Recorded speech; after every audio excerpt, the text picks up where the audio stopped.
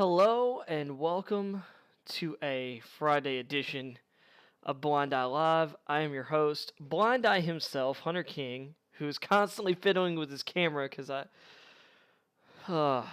centering myself on this thing is really hard. You know, seeing as like my central vision where when I'm looking at the camera, you know, I don't actually see it if I look straight at it. Anyway, on the show today, I want to talk my sleepers at every position. I might throw a couple at different positions, but these are guys that are going to go. Well, at some positions, I might do different stuff because I feel like there are guys who are going to go second round, but I consider them sleepers because I think they have like top 20 upside.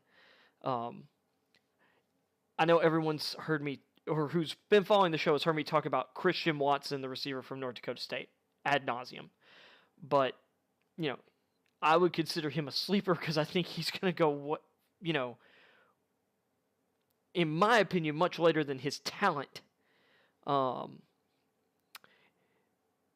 could impact the league. Like, the amount of impact he could have in the league. Because he's probably going to go second round. I'd argue he's the most talented receiver in the draft. So, there's that. So that's going to be a thing today. We'll touch on some free agent signings that have hit last couple days. There's been nothing like super major, but deals nonetheless started to get talked about. And I am going to, because I can't remember if I've done that this week yet or not, really talked about it, but I just want to destroy the idea of college football playoff expansion for you. I've talked about it on the channel already, but I think this is an extremely important topic because I think fans of the sport who care about the health of college football and keeping it at its peak, there are a few issues we've got to tackle, and there are lines in the sand that we need to draw, and one of them is leaving the college football playoff the way it is. And I'm going to use one of the most common, or a couple of the most common arguments that I'm seeing, and I'm going to show how a lot of the arguments and some of them you might buy into, that's, I don't see that as you having these opinions don't make you a bad person or a dumb person. But you may not realize how some of the opinions that you hold might contradict each other. Or, at the very least, you'll have the ammunition when faced with these to be like, have you thought about this? And that's my goal is to, because my goal is for the sport of college football to be the best product possible for the fans, because the players and the fans are what matter. The suits and the people making the big money off of it, they don't matter. And all playoff expansion is for their wallets. That's what it's about. It's not about whether the sport's at its peak, because you would think, well, the sport being the best version of it possible is the most profitable. Not necessarily. Not necessarily. Because you can make something more popular and more profitable and drive fans away and actually shrink your customer base. And especially you could shrink the hardcore audience. A lot of what's happening is and I'll get into it later, but to kind of this brief preview, casual audiences, they're trying to court casual audiences. Casual audiences aren't watching most of the college football season. The hardcore fans, they take us for granted because they're like, well, they're going to tune in anyway. But we need to do something for these people. And I've seen it in other industries. And what you will do is when you pander to casuals, the hardcore people fall off, and eventually the game itself will die off. Or at least it'll weaken. Just look at baseball. Is baseball still like extremely profitable? Yes. But baseball used to be America's pastime. It's not even America's like second time right now. Baseball is an and it's going to become a further afterthought, because right now a lot of people are shifting from baseball to soccer even. In some parts of the country, hockey is as big as baseball. Or bigger even. And that's not an issue. Like, what people want is what people want. But I've seen people complain. I saw something on Twitter about, I don't know if it was a college team or a high school team, but them celebrating. People called it grandstanding or show. But I'm just sitting here like, you know what? If you don't want people celebrating after a home run, don't throw a pitch that they can knock out of the park. I don't know. It's uptight. And if you want your game to stay the same, and that's fine. If that's the kind of stuff you don't want in your sport, that's fine. All the people who want to have fun will go elsewhere. And that's what's been happening. Because baseball, it's funny, like I hear even pundits talk about how, and pushing people like Vlad Guerrero Jr., what's his name? Is it Fernando Tatis Jr. or whatever, Tatis Jr. From San Diego? Those guys have personality, and there's definitely a place where maybe it goes too far, but baseball's so uptight. I don't want college football to become like baseball.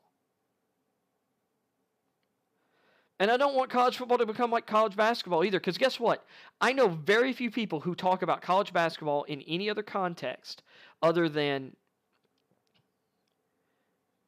players who are pro prospects, and maybe the one school they follow-ish, but most people don't talk about it until February, March.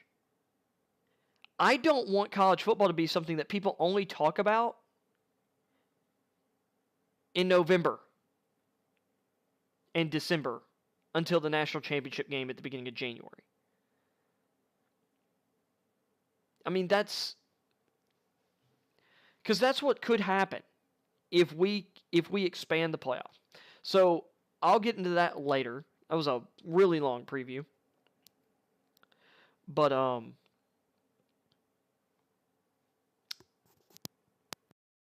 give me just 1 second.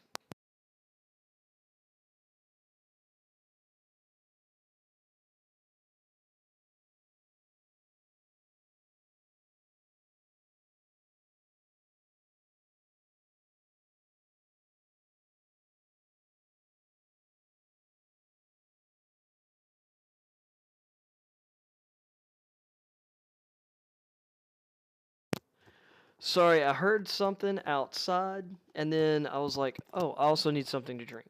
So, anyway. So that's the show today. Or what we're going to talk about today. And maybe I'll meander into some other subjects. But, once again, trying to get better at concise shows. So, we could start with my draft sleepers, or we can hit the news. And I kind of think I want to hit the news bites. So, and I should have that already pulled up. Yes, I do. All right. So, let me shift the camera. Whoop. And flip. All right. So, ESPN's got their top 20 free agents for next year already. Interesting. But I saw some different. Deshaun Watson was introduced by the Browns today. States that he is innocent. which is his right to do. The NFL finally, or I say finally, we have another tweak to the OT rules. Excited about that. The Panthers have said that Sam Darnold is in the lead for their quarterback job. And my thing is, I get it because they don't have, after, their trade for Darnold last year, trading more stuff away, or for a quarterback, I can see how that might be a little untenable. Johnny Manziel, his pro career is over. Heads back to a 7-on-7 league that he had been playing in, which, that's fine. Really wish he'd gotten his life together sooner before he got to the pros, but, stuff like that happens. Let's see. It looks like Trevor Siemian to the Bears. Interesting. And then we'll check this out. So Kansas City. I hate these autoplay videos. So I don't think the audio's coming through on the stream. But that just started in my headset and I was not expecting it. Just about had a heart attack. So let's see. Veteran wide receiver Marquez Valdes-Scantling has signed with the Chiefs. 3-year deal worth up to $36 million. $30 million. What's the guarantee number on that? $30 million. Because, look, he's fast, but he's not that shifty. And his hands are super inconsistent. But he's going from Aaron Rodgers to arguably the heir to his throne at the moment. The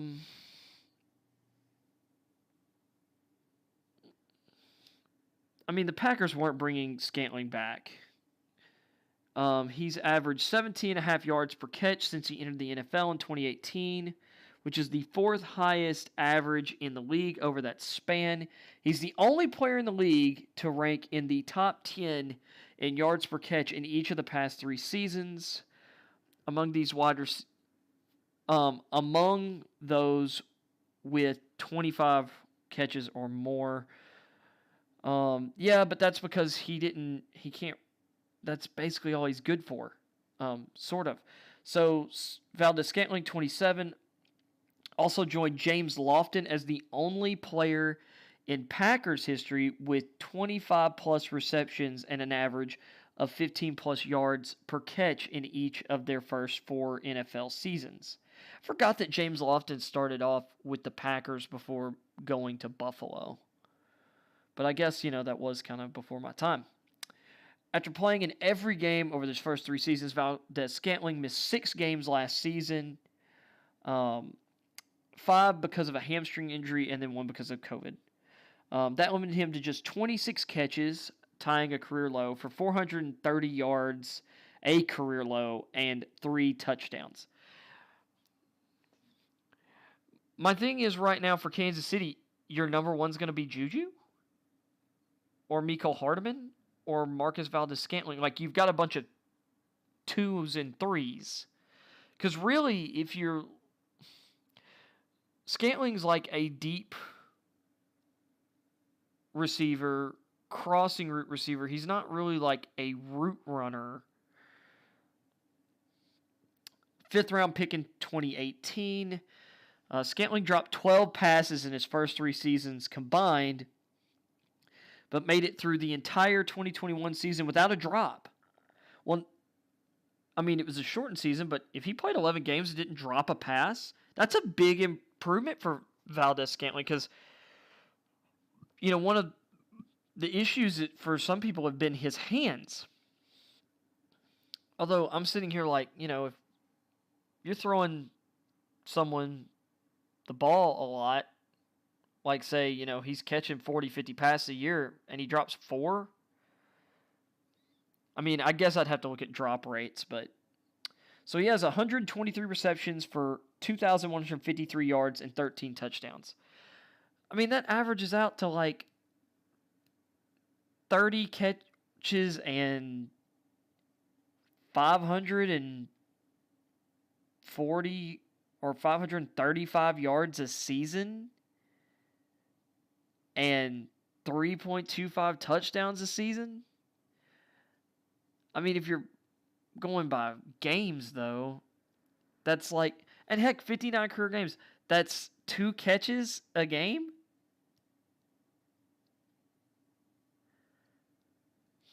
And you're paying like $10 million a year? Some of these receiver contracts, man, like, I like him better than Zay Jones, but not much better. Those guys are both overpaid. I'll come back to this one. Man, these autoplay videos.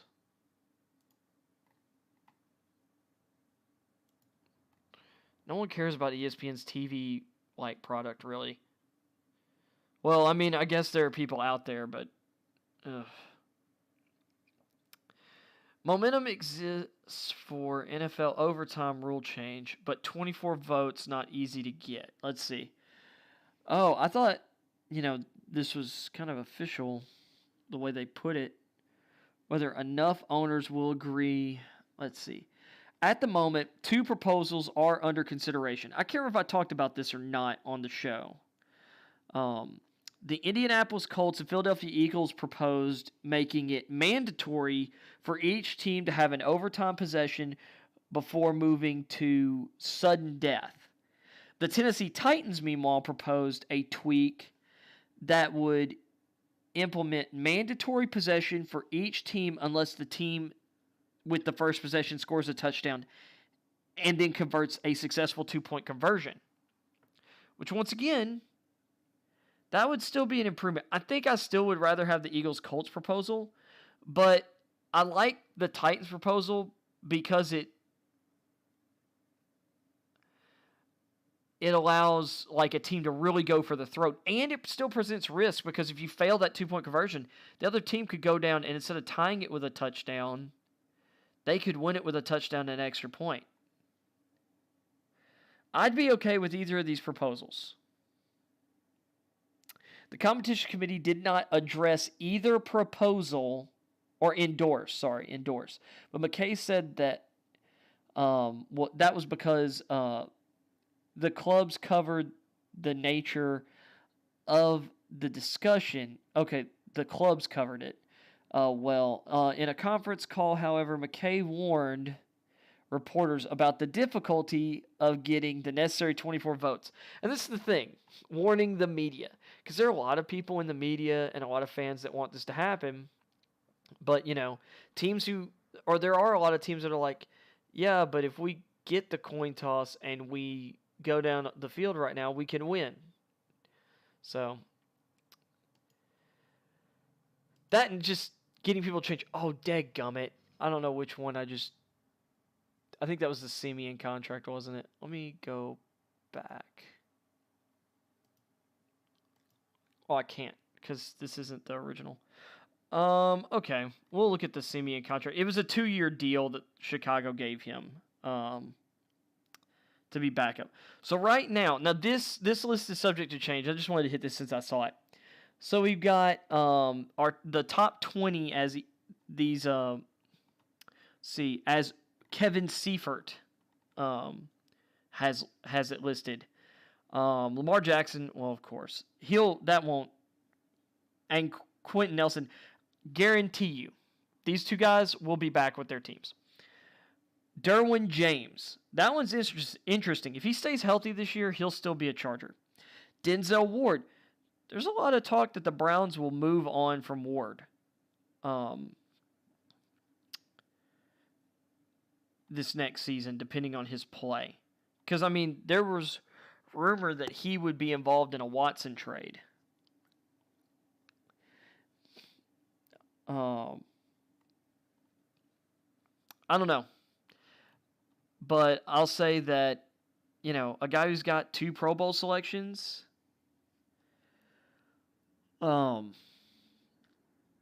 he's pretty much lived up to being the 4th pick in the draft. He's been really good. Deebo Samuel, Samuel ain't getting to free agency. There's no way. And I sure hope that my Titans don't let A.J. Brown get there either. Like, my goodness. Elton Jenkins, once again, the Packers are going to bring Jenkins back. That guy's... You want to talk about one of the most underrated, not talked about players, and part of it's because he's an offensive lineman. Elton Jenkins is awesome. In 3 seasons with the Packers, Jenkins' trio of positions listed above is no typo. In his 3 seasons with the Packers, he has gotten significant playing time at both tackle positions, as well as guard and even center. And he has been great at all of them, which is not a shock to me. He turned in an amazing 8-game performance at left tackle in 2021 before a torn ACL ended his season. The reason he was playing left tackle is because David Bakhtiari was out injured, recovering from an ACL as well, that he suffered, I believe, at the end of last year. The end of 2020. The Packers could plug him in anywhere in 2022, and that's absolutely true. Jenkins is a beast of a lineman. I had a first-round grade on him the year he came out in the draft. Like, I thought he was going to go at the very tail end of the first round. And the Packers got him in the second. Derek Carr at number 8. I have a feeling the Raiders are going to extend Carr.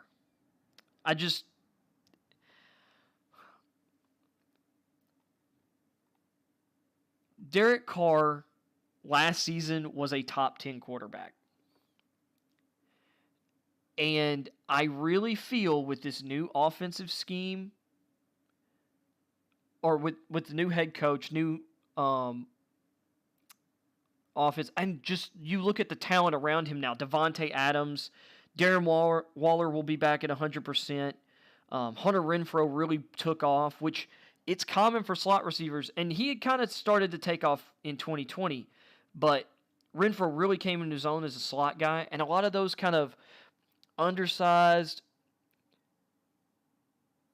receivers, it takes a few years, especially, and like these slot specific guys. It took Julian Edelman, it took Wes Welker, Danny Amendola, and countless other guys. It took them a couple years to really get their footing, or 2 or 3 years. So Renfro really broke out last year. Carr's got a great backfield tandem in Josh Jacobs and Kenyan Drake. I think he'll have his best season in the league this year. Terry McLaurin down here at number 9. Some people would probably have McLaurin ahead of Brown and or Samuel, which I have Brown ahead of both of them. But Jack Conklin going to be a free agent again. Potentially. I think the Browns would be crazy to let him go. Once again, he suffered through some injuries in 2021, including a torn patellar tendon, which that's rough. And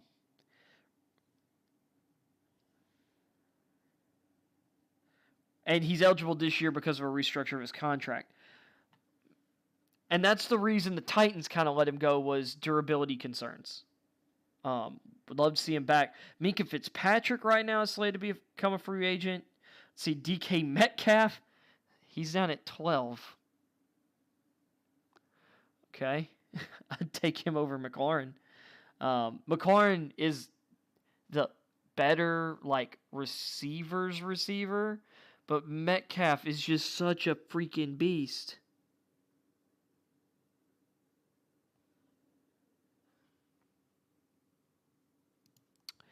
Let's see. Roquan Smith. Marcus Davenport. Tom Brady. Look, I think Tom Brady retires after this season. The thing was, he was still good this year. I was kind of shocked when we saw that he retired.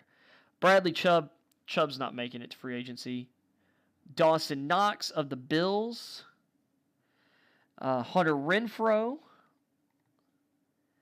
Byron Murphy, and Deontay Johnson. Let's see. They've got some other guys. Jordan Poyer, one of the best safeties in the NFL. But, I mean, it's crazy that as long as he's been around, he's already 33. Or he'll be 33 next year. Saquon Barkley could be a free agent next year. Depends on if they pick up his 5th-year option or not. Right? Or no. This is his 5th-year option. Oh, wow. He's already been in the league that long? Jeez. Which it probably feels like he hadn't been in the league that long because he's missed so much time with injuries. Baker Mayfield. Jimmy Garoppolo. Tremaine Edmonds. I'd argue Edmonds is a top 20 guy.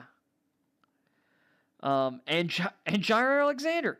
Jair Alexander's better than Denzel Ward. He missed 13 games last year because of injury, but dude, Jair Alexander is legit. He is a number 1 corner. He's better than Byron Murphy Jr. And I like Murphy a lot. And then these are guys who are franchise tagged. Orlando Brown. Brown's eventually going to get a long-term deal. David Njoku, Mike Gesicki, Jesse Bates. Bates will end up getting a long-term deal. Dalton Schultz, Cam Robinson.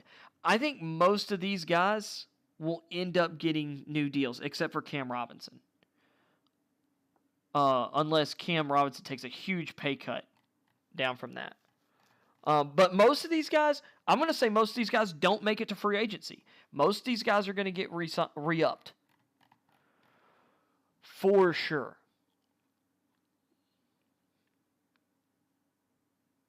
Because once we get to the draft, because some guys have a few guys have already pinned extensions, but extension season comes after the draft. Usually training camp, beginning of the season, you'll start seeing extensions hit. After those post-June 1st cuts for a lot of teams.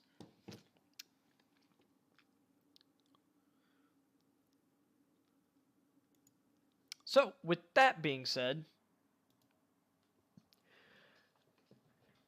that's kind of the news. Now I'm going to get into my draft sleepers.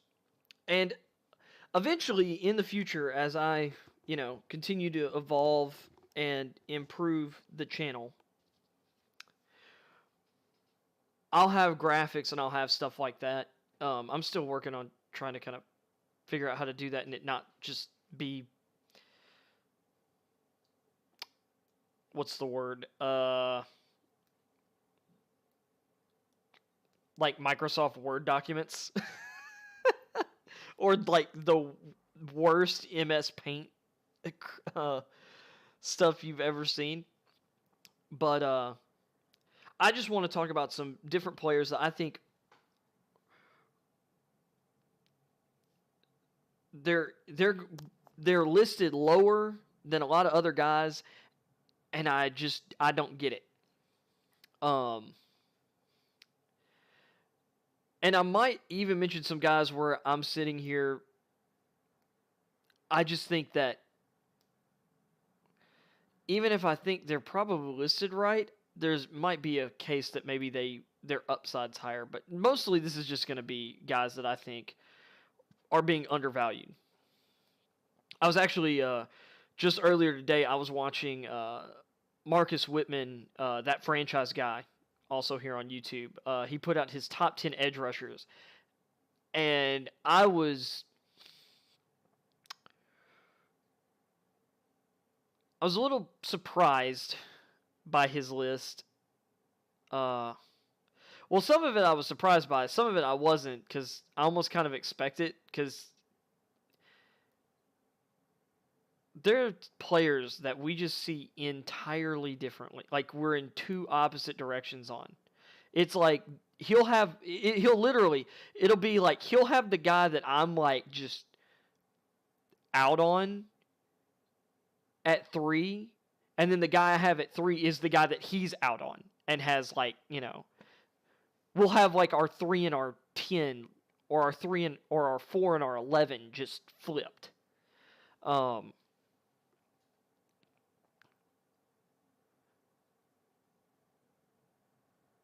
Which for me, or like for an example, in his video today, he didn't even have Boye Mafe in his top 10 guys. I think for him he was like 11 or 12. And he's like my number 5? No. Wait. Because Hutchinson, Walker, Thibodeau, Johnson, Ajabo, then Mafe. So, I mean, I have Mafe 6, but, I mean, like, he had him, like, 3rd round or so grade. And I'm just sitting here like, he had Nick Bonito ahead of him. He had... And there's some guys like Arnold Ebiketie. Okay, I get having him ahead of Mafe because, like, I have those guys, like, really close. And I have Mafe just ahead of Ebiketie. But he had Bonito and he had Drake Jackson of USC ahead of him. And he had Trayvon Walker down at 6. I've got Walker at 2.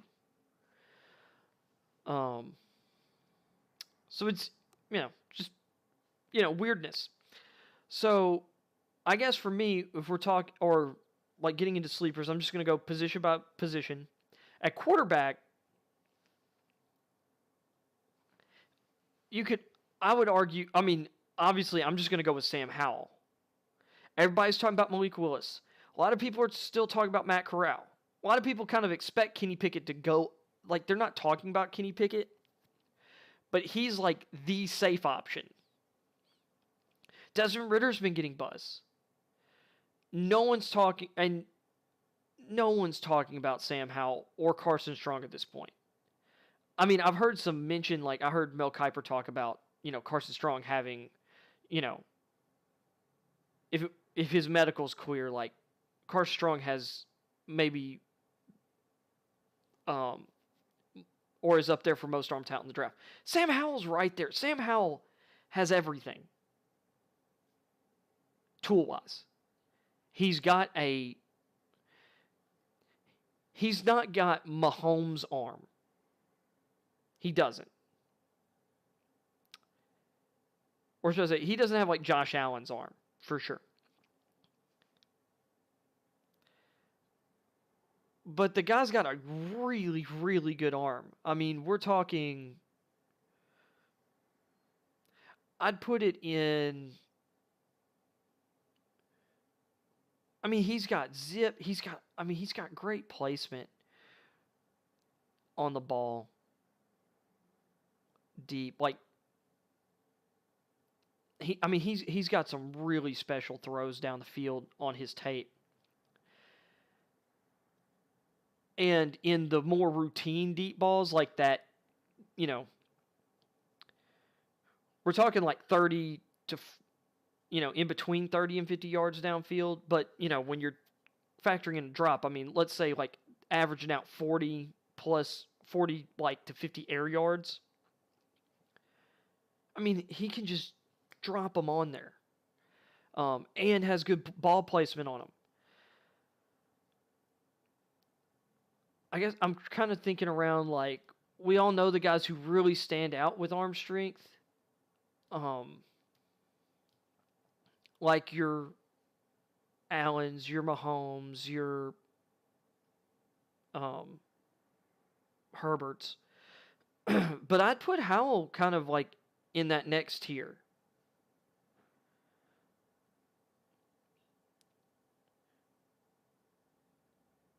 Like that, like Carson Wentz before the injuries kind of tier.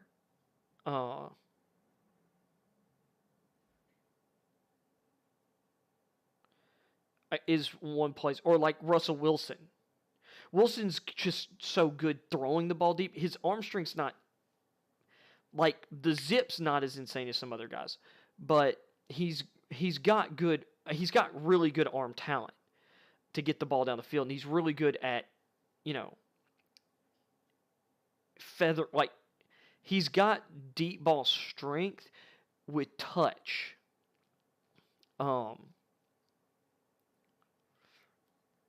I think Howell's improved on the touch part of that.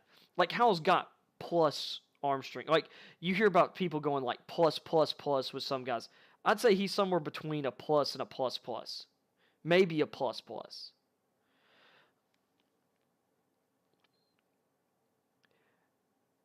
And he can, this year he did a lot more of the RPO stuff, which I would argue that they limited the system this year, like, because of the players he was playing with, especially at the receiver positions.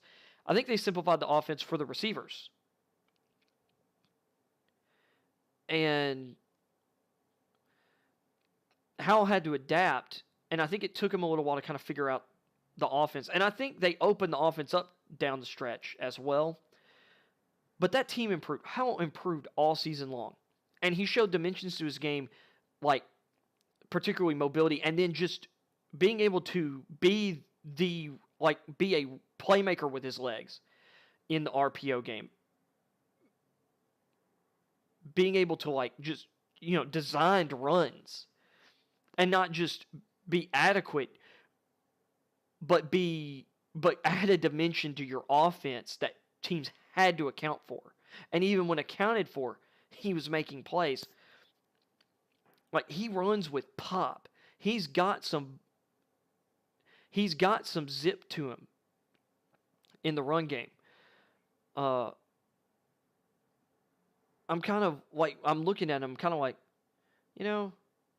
he's kind of got some of that. He's got some Josh Allen to him. He's not 6'5", 247 or whatever. But the dude's like 6'1", and he's like 222, 225. That's a power running back right there. That's a bruising running back.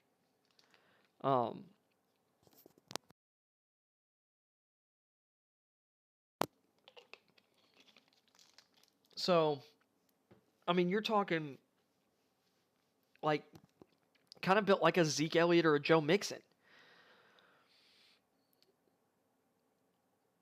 Or Deonta Foreman, who, was really solid for the Titans the back third of the season. If you can throw and I wasn't saying he was the athlete that Elliott or Mixon is, but you might be able to put him in the same conversation of running athlete as Deonta Foreman. And that, I'm just saying, you combine that with a guy who, in his first 2 years at North Carolina, showed incredible, I mean, he had, coming into the year, out of all the quarterbacks that are in this draft, Sam Howell had the best tape. Period. And people are letting a year where he loses his top 2 receivers, his top 2 running backs, I believe his number 4 receiver, or it might have been his number 3 receiver as well. His tight end kind of regressed, and the offensive line didn't play as well, and they totally changed their scheme.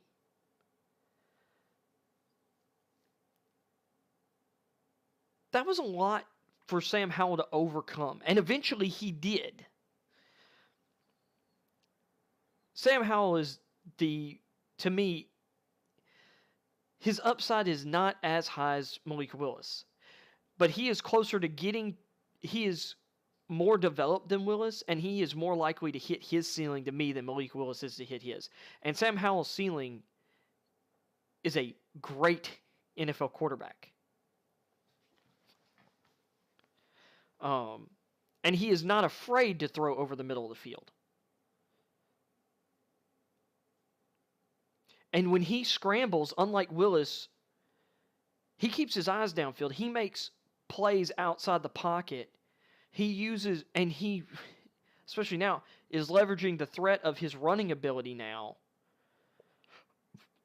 It's not just rolling out the pass. Now it's like teams know this guy can gash us with his legs. This guy can run over corners and safeties in the open field. And he's got that threat and is using it in a lot of cases. Like, he's going to have the ability to leverage that as a means to throw downfield. And Howell did that on tape. Willis did not do that consistently on tape. It was very infrequent that he rolled out and didn't take off. Like, roll out just looking to run. Like, Howell rolls out, and his eyes are still downfield. And that's important at the NFL. That's really important at the NFL level. Beyond that, the sleepers in this class, I mean, like, there's really no sleeper down the board prospect unless these guys start falling down the board, really. But out of, like, the guys outside the top 6, like, I think we all know who Bailey Zappe is. Like, could he be? He's not as mobile or as athletic as Gardner Minshew. So I don't necessarily see him or Bailey Zappe being Gardner Minshew. He's also probably going to get drafted higher than Gardner Minshew did.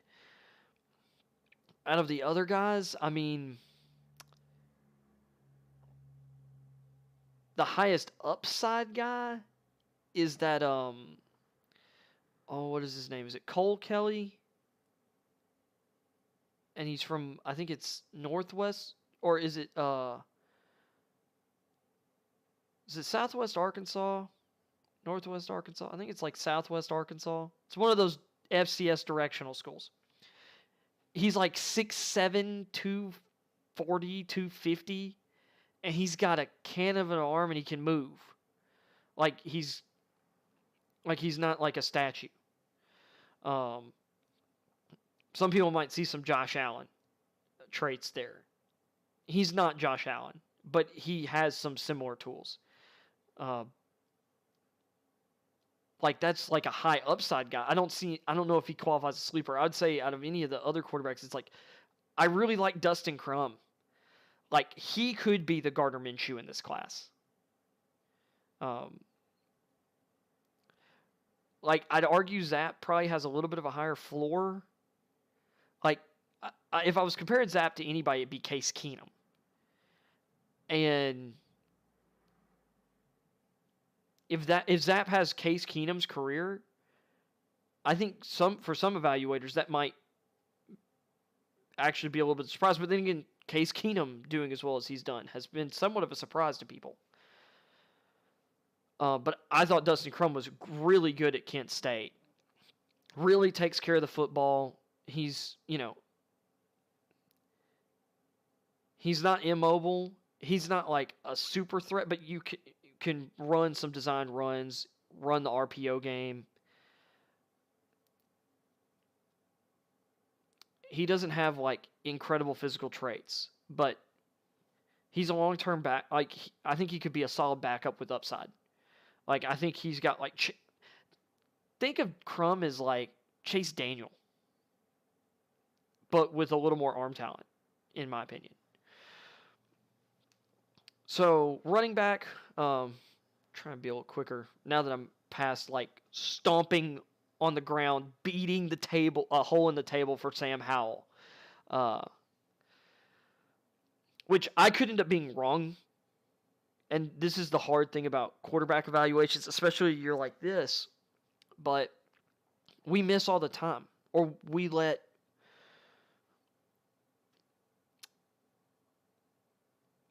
certain things cloud our judgment on players. I think I mentioned on the show earlier this week, like the three quarterbacks standing, or I mean the three quarterbacks standing from the 2012 draft are Ryan Tannehill, who was the third quarterback drafted, Russell Wilson, and who was drafted in the third round, and Kirk Cousins, who was drafted in the fifth round. by the same team that drafted Robert Griffin.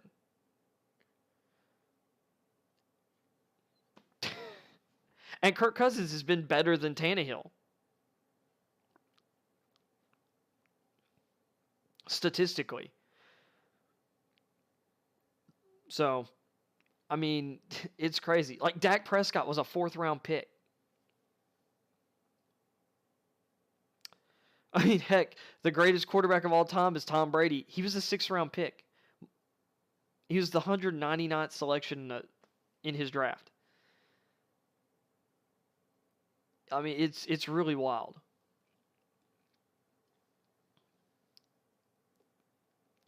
To think, I mean, and just to think, you know, which this was the year after that draft, but like Ryan Leaf went number 2 overall, and that's not crazy either. Like, he was really good in college. He had amazing tools at the position. Like, if you took Ryan Leaf, and Ryan Leaf existed today as a like up to that point in college, and had the same resume, Ryan Leaf would be the number 1 quarterback in this draft right now. So, and to be honest, I'd probably be stomping the table for Ryan Leaf, you know.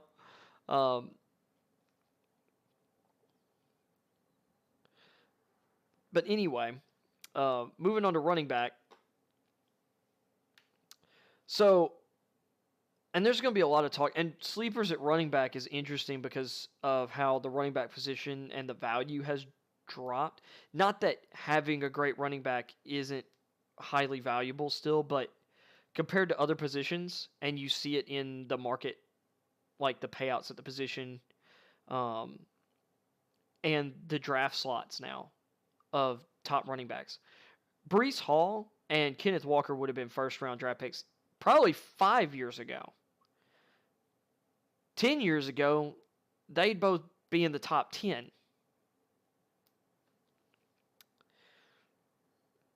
And, I mean, just for real, 10, 15, 20 years ago. They're both going to go in the 2nd round. Maybe one of them sneaks into the back end of the 1st if a team really, really, really, really, really, really wants a stud running back. But I don't see it.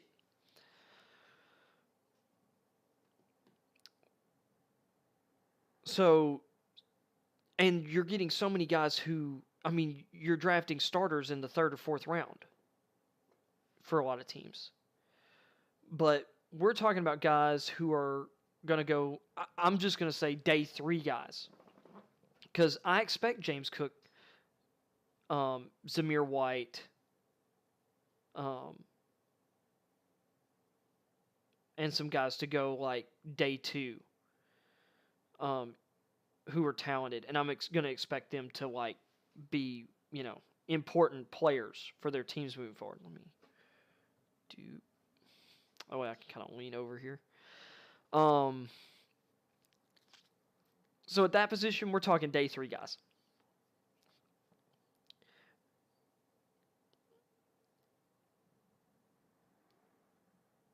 And I'm going to go deeper because, like, I've talked about Ty Chandler and Pierre Strong Jr. a lot. I think I'm going to say Strong goes earlier. I love Ty Chandler. I think those guys, after, I wouldn't be shocked if Isaiah Spiller gets drafted before both of those guys, and both of those guys end up better than Isaiah Spiller. Or Zamir White. Although,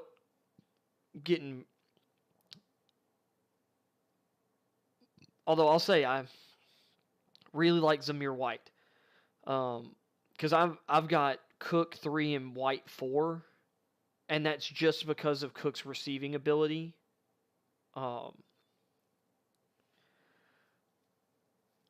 But at this point, I'm going to go. I'm mistakenly labeled Isaiah Pachot or Pache as a Maryland running back. He played at Rutgers. I don't know why I thought it was Maryland. It was Rutgers. So he tied strong for running a 4.37, and I think, and there's several guys, or he's one of a couple guys from Rutgers that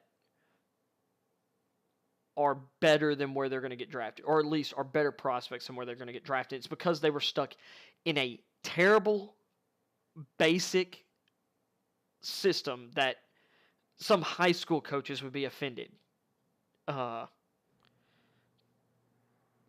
Would be offended by someone accusing them of running. And terrible quarterback play. But I'm going to use his first name, Isaiah. Dude's got legit speed. He's got a lot of upside. And he's probably going to go, I mean, he could go round 4. I'm going to say he goes round 5 or later. People need to stop. It's like, don't scout the helmet.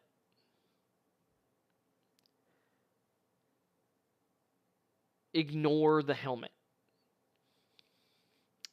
I mean, and unfortunately, it was a bad system. Like, that guy's better. Like, some players are better than their tape, because you have to put their tape in context. You've got to understand what they're working with and what their surroundings are. He is a guy that you take him out of Rutgers and you put him in better surroundings. You put him in one of these Shanahan offenses.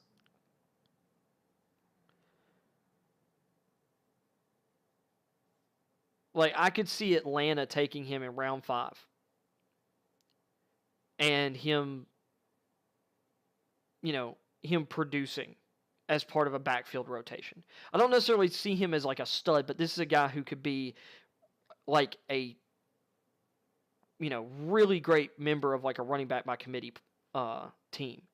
Because he's still got a number of things to develop, but he's got tools that you can't teach. And then another guy, I'll throw another running back, because there's a few guys down here. Kenny Brooks didn't have like an amazing showing at the combine, but once again, as a running back by committee guy, and if he goes to a team that runs a lot of RPO type stuff, I think he could be a major contributor right away, or he could be a really good number 2 back. And you need more than one running back in today's NFL. He'd be really good for Kenny Brooks would be a real good fit for the Chargers. As kind of a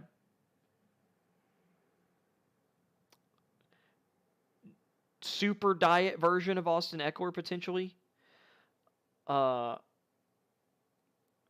I could see him. Kenny Brooks could be a good fit in. See, Philly already has enough running backs. Philly might draft one at some point in this draft. But they've got Miles Sanders. They've got Kenneth Gainwell. They've got Boston Scott. And for some reason, I was thinking Jordan Howard was back there, but I can't remember. They've got tons of running backs.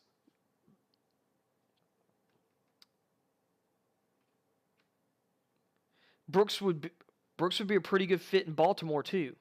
Although if everybody's back healthy, like, they've got a great 1-2 on paper of J.K. Dobbins and Gus Edwards.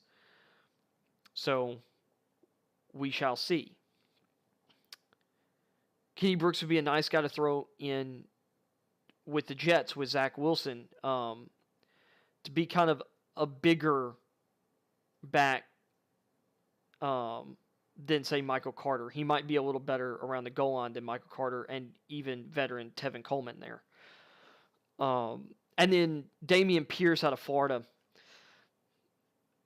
He's not a blazer, but he's really shifty. And he's sneaky good at he's sneaky good at making the second guy miss. Because in a lot of run schemes, the running back has to account for one guy. He's got to beat one guy.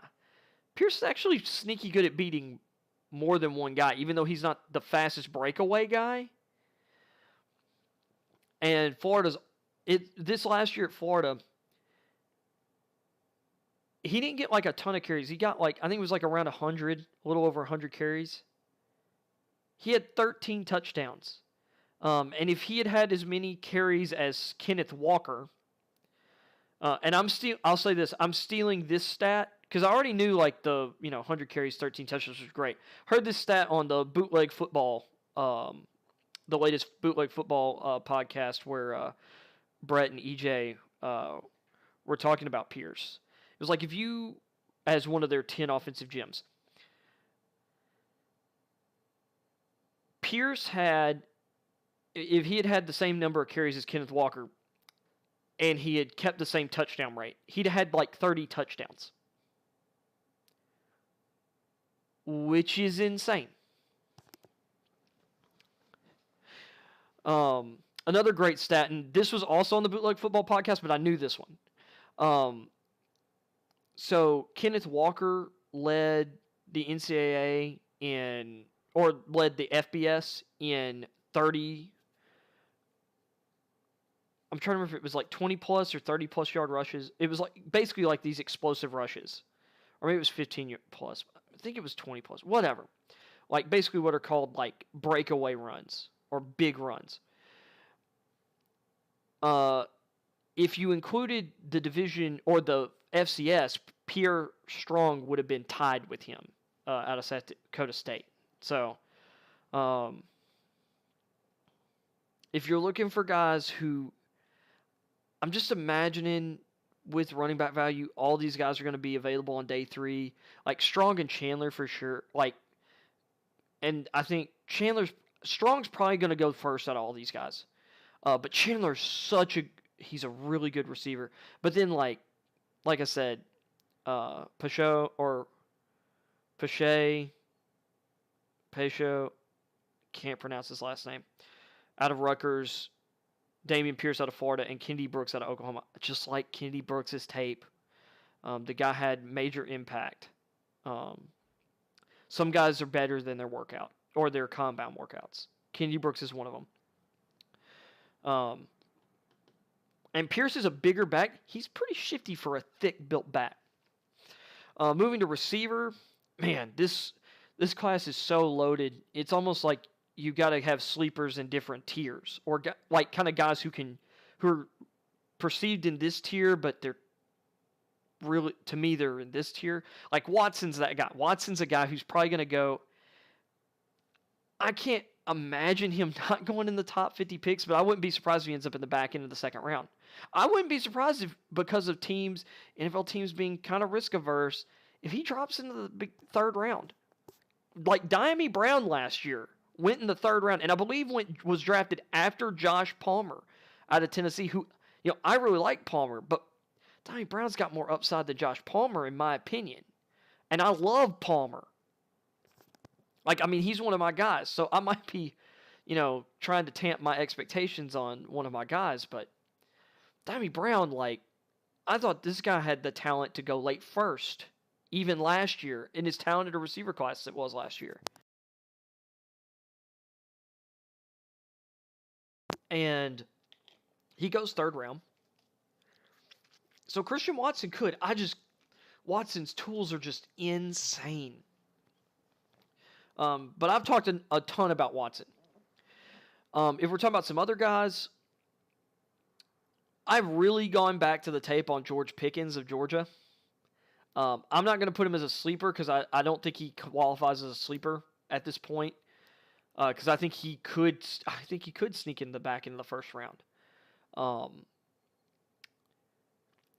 He run blocks like a dog. Before his knee injury, or before his ACL injury last spring, Pickens was explosive.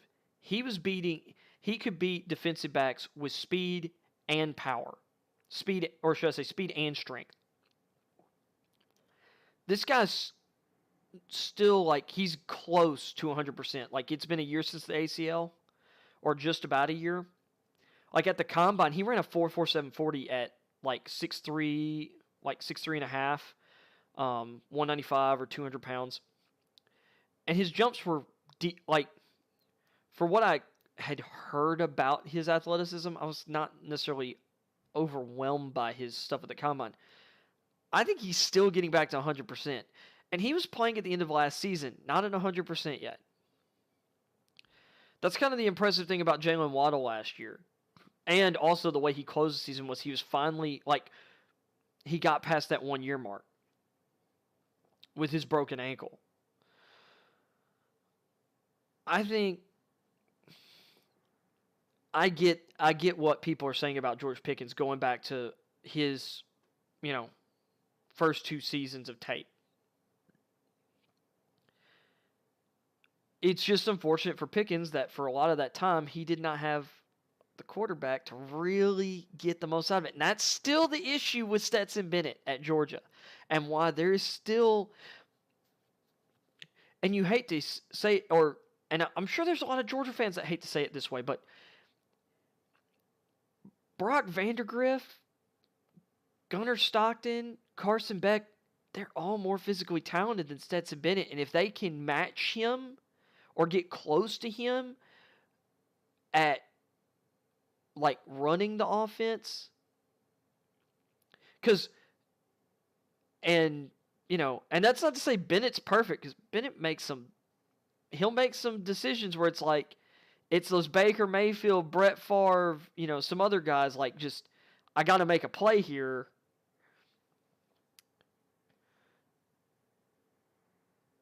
Or, well, if something doesn't happen here, we're going to lose, so I've just got to try and do something. And there's some throws that he just can't really make. If one of those guys is able to beat out Bennett, it's going to add dimensions to the Georgia offense. And that's something like that, unfortunately, like, Pickens didn't really get to play with a quarterback who could take advantage of his physical strengths, or his ability to dominate physically. Most of the corners across from him. And Pickens is really good down the sideline. I've got to hand it to, I'm trying to decide if it was, I'm trying to remember if it was Brett or EJ compared him to AJ Green. Because actually, if you look at them physically and you look at the tape, I absolutely see how, you could get AJ Green vibes from George Pickens. Because if George Pickens had had a guy like, if he'd gotten to play with Murray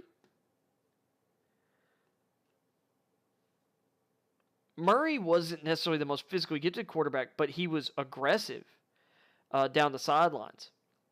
He was really accurate. Like, I'd still argue he's a better quarterback than Stetson Bennett, even though Bennett's the one with the national title. And, of course, they played under different coaches and with different coordinators, but I get the hype with Pickens. I know I've questioned that at times, but I don't think he's a sleeper, so I shouldn't be talking about him here. So I kind of mentioned Watson. Here's some guys, like, further down. Like, Wandel Robinson's one guy I'm going to lead with. He's probably going to go 3rd round. If he goes later in the 3rd round, he's definitely going to be a steal. This guy put up 1,000 yards, or over 1,000 yards this past season at Kentucky. He was really good at Nebraska, but no one knew because he was at Nebraska. He's the kind of guy, you get the ball in his hands and he does damage. He's really shifty.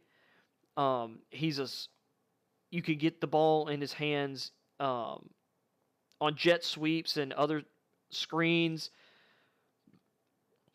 He can beat people on slot fades. He can beat people up the seam. He can play some outside. He can run some posts. He can run slot posts. You can play this guy and do all kind of stuff with this guy. He's got really good hands. He's strong built for a small guy or for a smaller receiver. He's got... I'm trying to think of a diet version of Deebo Samuel and a little bit smaller version. Like, because you could do some similar stuff with him as like a Deebo Samuel. But he's not... I don't see him as having the ability to be as complete a receiver as Deebo Samuel.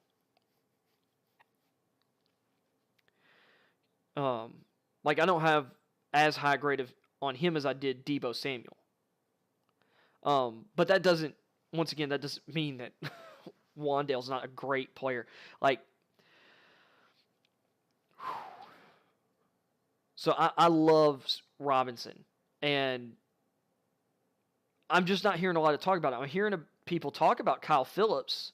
I'm hearing people talk about Calvin Austin. I'm hearing people talk about Sky Moore and all these other guys. It makes me think Robinson's going to fall. Like, he might end up in the 4th round. But personally, I think he could go, back half of the 2nd round. And he might still. But I could see people looking back, and out of these kind of secondary option type receivers, like slots, guys who can't be real number ones, or, guys who aren't built to play X or Z, Wandel could very well be the best one of them. Out of him, Calvin Austin, Kyle Phillips, and he could even be more impactful than some of those other guys. Like, I think Sky Moore can play more spots, and because he's not that much taller, but he's so much longer. Like, Sky Moore's still under 6 feet, but he's got really long arms, and reminds me a lot of Brandon Ayuk, except he's got a much faster timed speed, and I'd say has better all-around, like, route running tape than Ayuk did, although still loved Ayuk, thought he was a first-round guy. I think Ayuk's time speed didn't... It's like, you look at his tape, and it's just like, he's faster than that. And he's really explosive in short areas, and Ayuk, really long arms, had the arm length of someone who was like 6'5", rather than like borderline 6 foot. And Sky Moore is kind of in that same category. But I could see Wandel Robinson being one of the best slot receivers in the NFL, and being a dangerous weapon in the return game. Same with Calvin Austin as well, but Austin's getting a lot more hype than Robinson.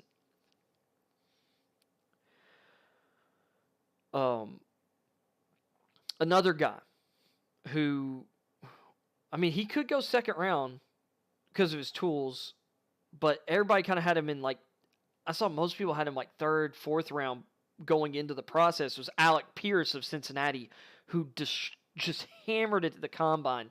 His unofficial 40 was like I think it was like a 4.33. I think the official time they slowed it down to like a 4.41. But that's still ridiculous, or ridiculously good. And he's 6'3", 211. He had a 40.5-inch vertical, or a 41-inch vertical. 41.5. I think it was 40.5. It was over 40. And he was Desmond Ritter's favorite target. This guy has some really good tape.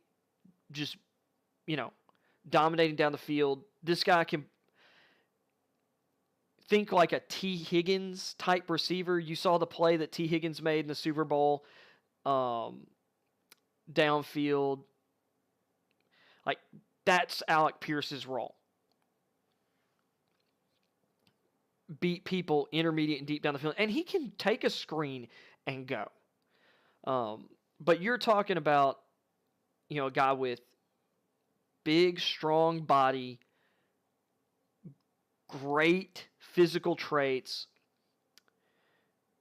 Maybe not like an elite route runner. Like, he's not Justin Jefferson, or really not even like an A.J. Brown or a Deebo Samuel even. maybe he can get there. But you're looking at a T. Higgins guy who's the athletic testing numbers are better than T. Higgins. Another guy you might compare him to would be,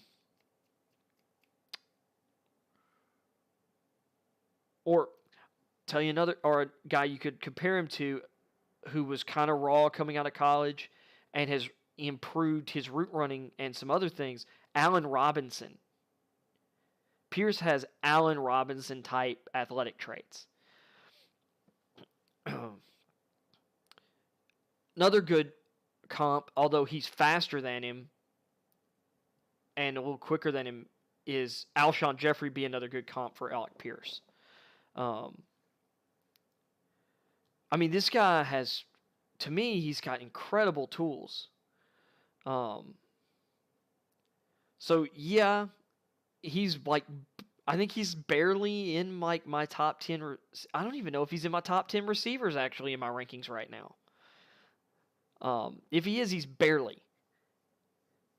And he's as physically talented as any of them, or as anybody, really, in this class.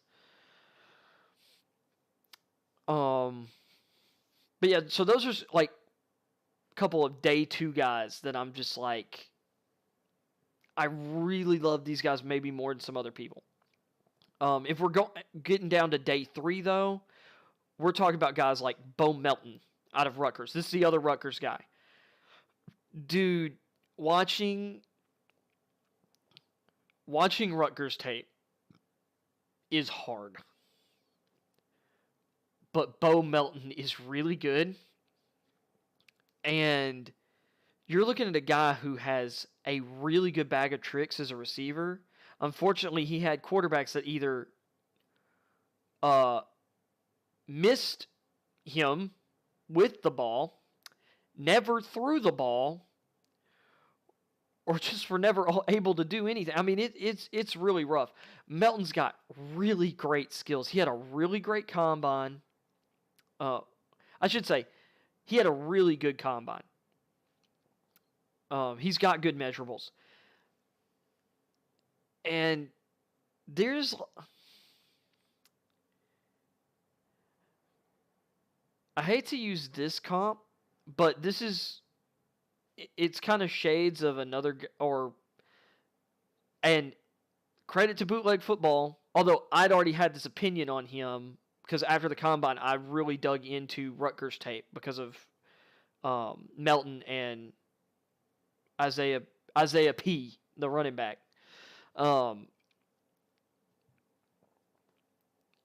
Terry McLaurin was one guy that came to mind for me. Came to mind.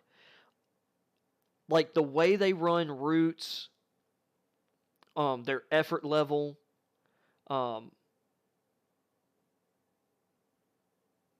like I definitely get that comp.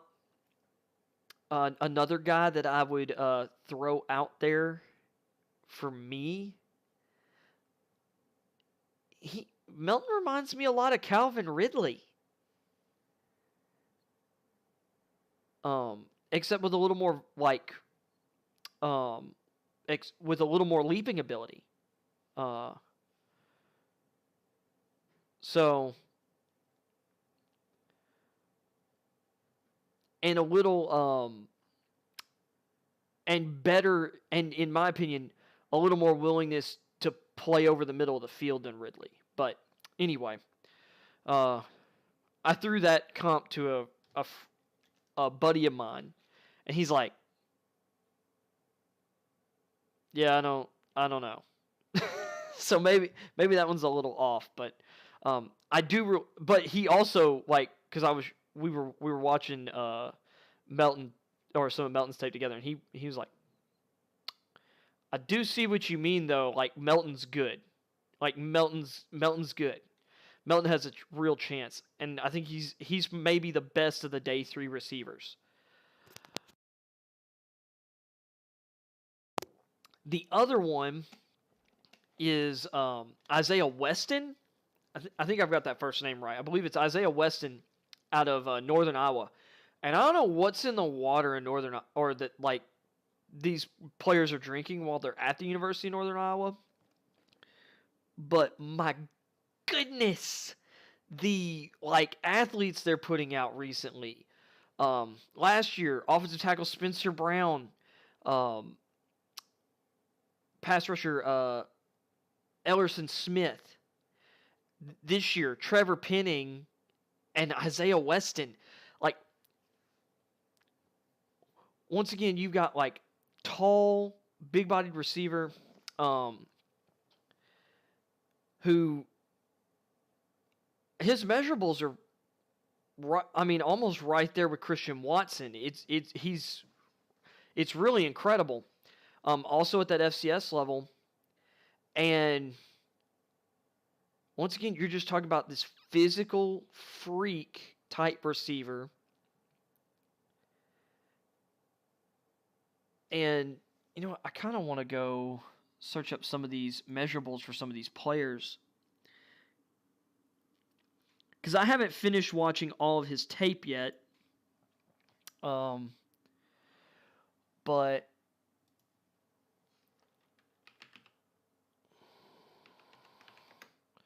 let me see, because NFL.com, I like how they have their,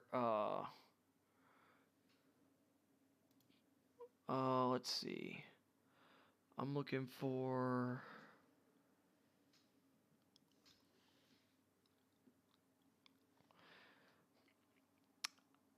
I wish...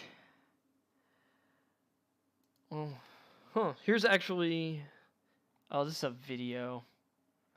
I don't want this. I need to find the draft stuff. Let's see. It might be right here. Yep. Boom. Okay.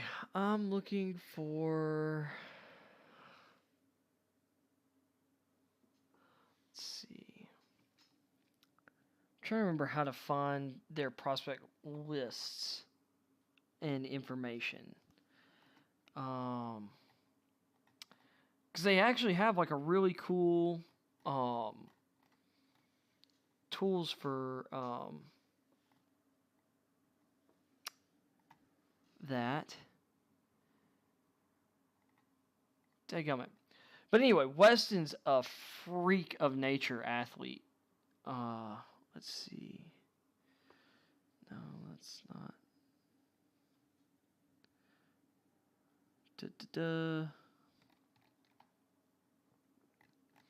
You know what? How about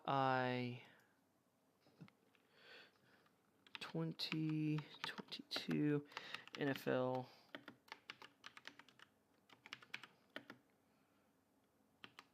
prospect.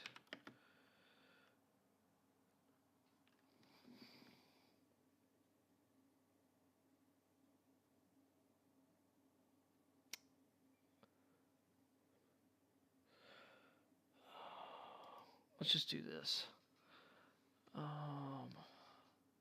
See, that's SI.com, prospect rankings, don't care. By position, that's not what I'm looking for either. I'm kind of looking for, like, the database.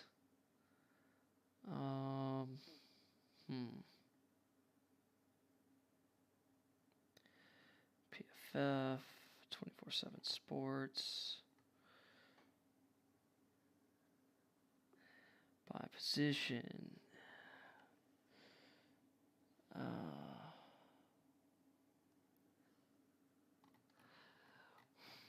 Let me think.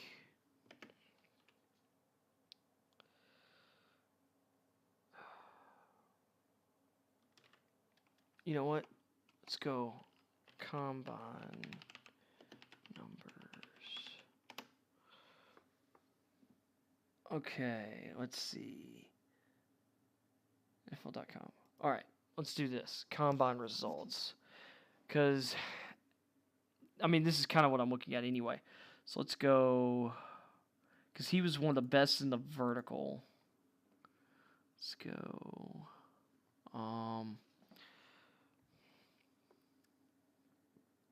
Okay. So, yeah. So I was right. Isaiah Weston out of Northern Iowa, and he had a 40-inch vert, like flat. Let's look at this guy. So Weston, 6'3.5", 214, 32.5-inch arms, 9.5-inch hands, and he had a day, 4.42 in the 40, 20 bench press reps, which for a receiver is awesome. And that's an 11-foot 1-inch broad jump. Or wait, no. 11-foot 3-inch broad jump. So I've started watching his tape, and he's a redshirt senior. It's kind of like Christian Watson out of North Dakota State, although Weston's had a bigger role for longer. This guy's physical. He is a great. Basically, he is a perfect.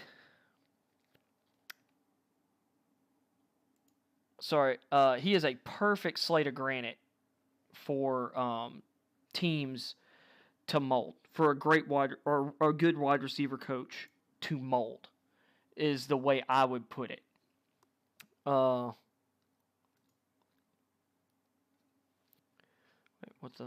yeah, it does that every time for some reason. Let's see. I'm gonna go down through here.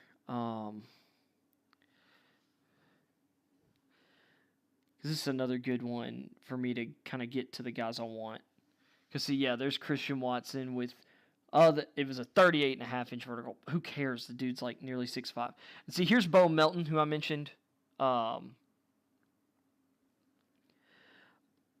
Melton's like 5'11", 190. But he plays a little more physical in the size.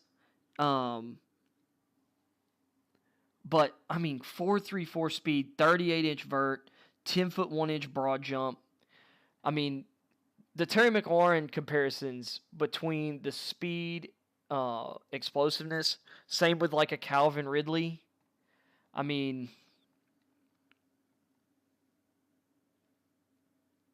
Weston, once again, he's that athletic, Z receiver, like that number 2 receiver who can dominate down the field, and outside the numbers, and in the intermediate routes over the middle, in traffic. That's what Weston can do for you. And to me, Pierce is just a better, more polished version of that, like I'd mentioned earlier. I mean, and there's a reason he's higher up the board here. 6'3", 211, 33-inch arms. And, I mean, the tools here, and he actually ran the 3-cone and did the 20-yard shuttle. His broad jump, 6 inches shorter. The vert, he had an extra half inch on. And he was, a hundredth of a second faster than Weston. But he did his damage against higher-level competition. And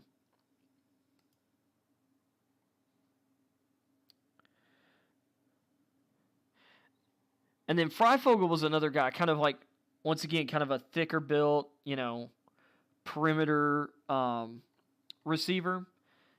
Showed some really good explosion numbers. Another guy who's going to go probably back half of day 3. But this guy right here, Kevin Austin Jr., he went to the Shrine Bowl and looked, no, he's not the guy from the Shrine Bowl because he's a junior. Was it a different Austin? Or maybe he was at the Shrine Bowl. I don't know. But this guy really tore up the combine. 4.4 340, 39-inch vert, 11-foot broad jump, a 6.71 3-cone drill at 6'2", 200's pretty freaking nice. 4.15 20-yard shuttle.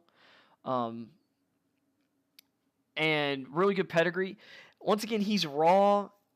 And some of his issue at Notre Dame was not always having the opportunity or the quarterback talent to really show off. But there have been a lot of really good athletes go through Notre Dame who looked really good at the combine and didn't show up in the NFL. Aquemia St. Brown is one. Another one is, I think it's Miles Boykin, who the Ravens drafted. I know St. Brown went to the Packers. Kevin Austin Jr. could be another one of those, but man, does he have talent or like physical talents. Let's see. I'm looking for.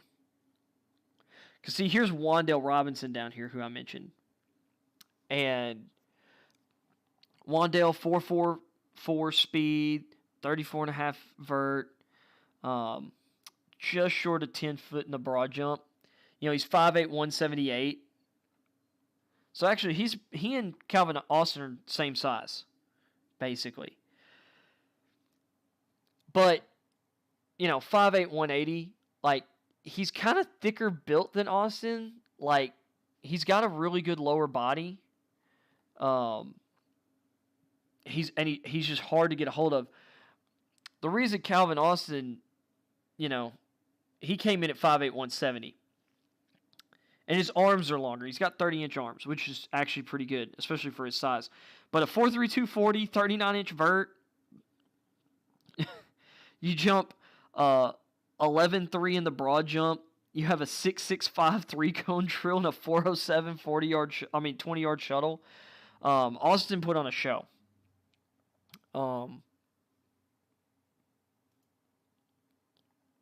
See, to me, he's more of Austin's more of a Deshaun Jackson, and Wandale to me is more of a Randall Cobb. Let's see. Kind of looking down through here. Braylon Sanders out of Mississippi, to me, is another one of those kind of like, to me, he's like a Sterling Shepard type receiver, and he's going to go on day 3. I think I think he has the ability to just be a solid pro.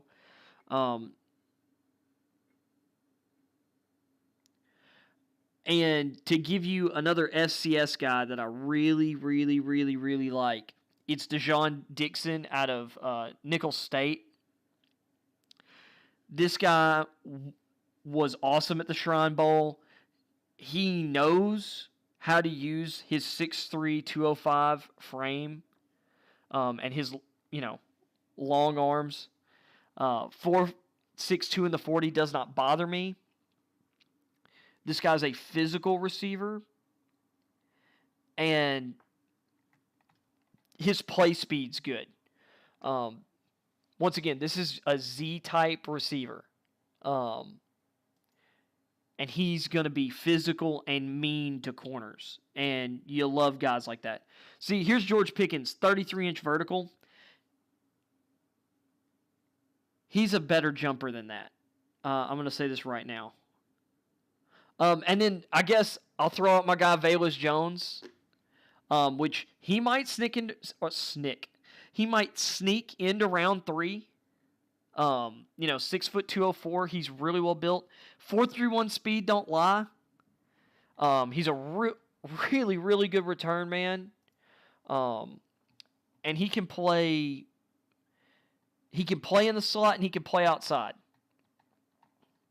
He's not the most nuanced route runner, but he can burn, and he's really good. He's actually really good down the field, and is good at adjusting the balls down the field in the air. And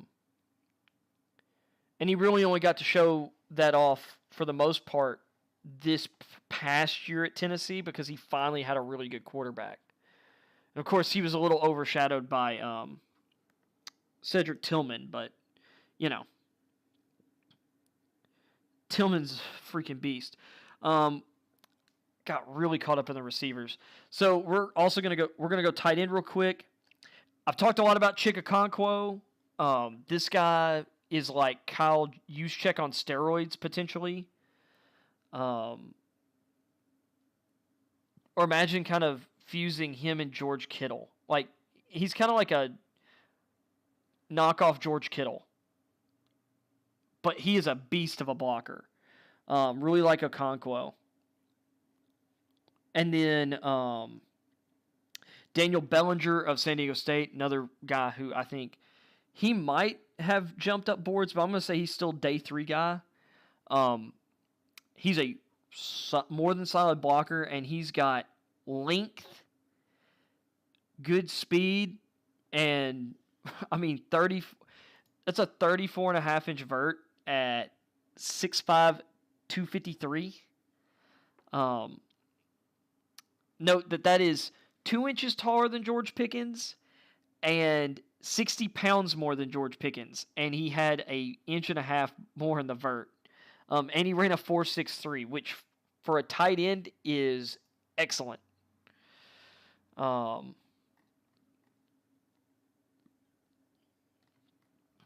going to switch to the 40 because I want to find... But, of course, like my favorite guy in this tight end class at this point is Joanie Woods out of Virginia.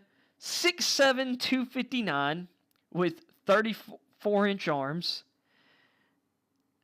A 4.61 40, 24 bench press reps. I don't need to see the rest. If you look at his tape from Virginia, and I mean, look at that guy's neck. That guy's neck is thicker than his head.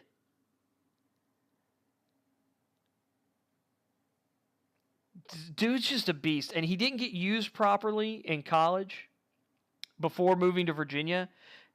And if you look at some of the plays he made at Virginia,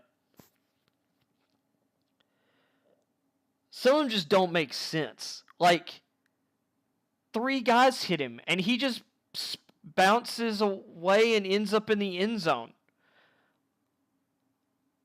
I mean, it's almost like magic sometimes. But we're talking about a pretty dang athletic tight end class for the guys who did work out.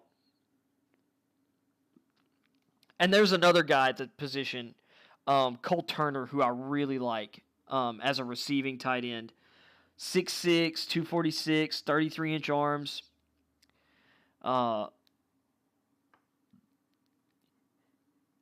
I mean, his workout doesn't blow you away, although that 3-cone is actually pretty tight.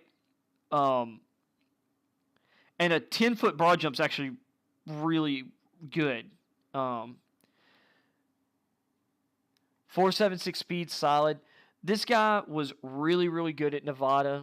Really good hands. To me, he's like a really good... like, he could be a great tight end, or like number 2 tight end. Let's see. Going to the O-line now.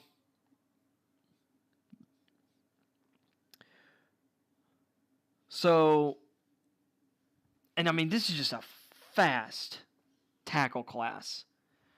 I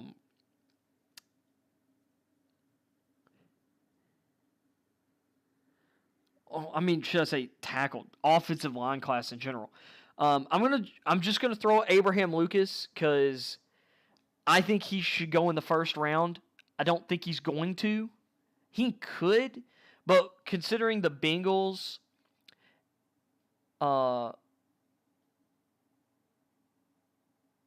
signing Lael Collins, I think that was maybe the most likely team to pick up Lucas.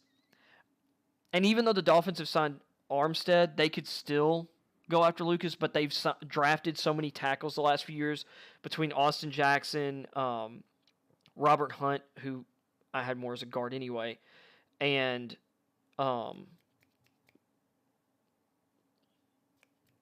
who's the guy they drafted out of Notre Dame last year? Liam Eichenberg. Maybe they want one of Eichenberg and Jackson to be the right tackle and move and have the other 2 guys play guard or compete at guard. And we'll just kind of go through just all the offensive linemen because they're all kind of listed here together. Deesh is a project. And I can't imagine him getting out of third round. He might even go second round because he's 6'7", 301. His body's not finished developing. He can put more weight on his frame, but he has got really good feet.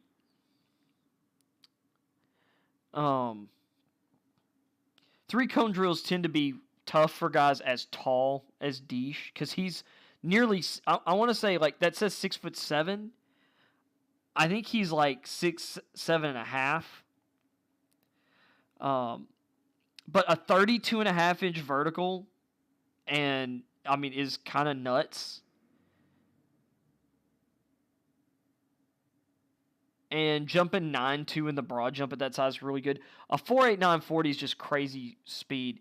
Like, this guy's not, like, cut, though, yet. Like, this guy has a lot of work he can still do to his body to improve his frame.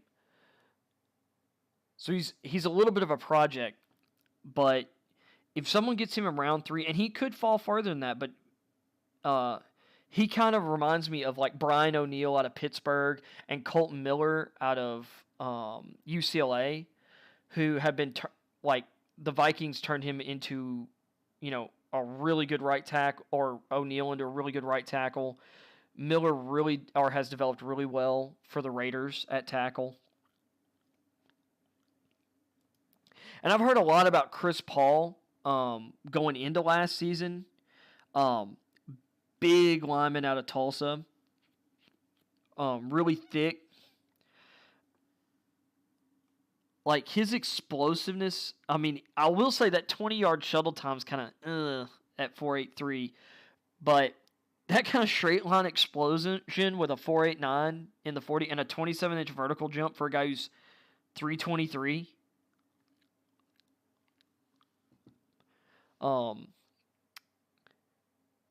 He's a mid-round guy that I'm going to say he's probably a fourth-round guy. I wouldn't be shocked if he were to go somewhere and end up starting year one. Let's see here. And I just tell you what, Zach Tom, this guy has really good tools.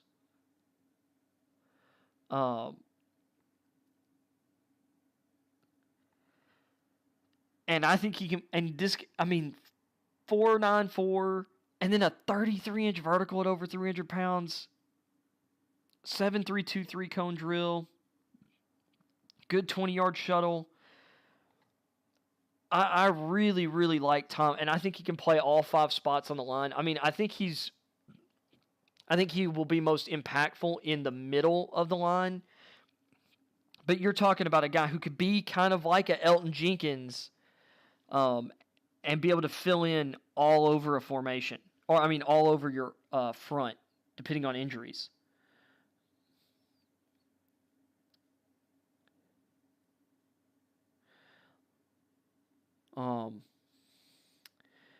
Getting kind of further down a lot of these or down a lot of these rankings, Matt Waletzko out of North Dakota State, or no, he's just straight out of North Dakota. 6'8", 312, 36-inch arms, just ridiculous arm length, and